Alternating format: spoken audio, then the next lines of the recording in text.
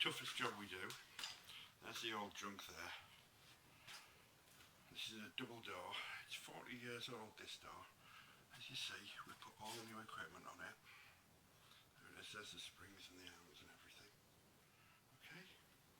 Big double door. There's the existing remote control unit.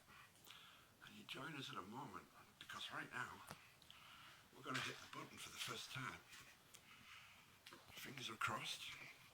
This is where we find out if all the hard work's been worth it. Here we go.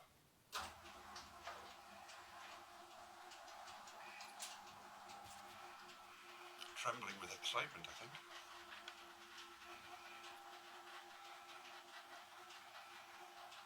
Well, it goes up. Now the real test. It's going down. This is new retractable gear. Fitting our existing 1470 Carragher. Go on, baby. Well done, door. And that is one tough day.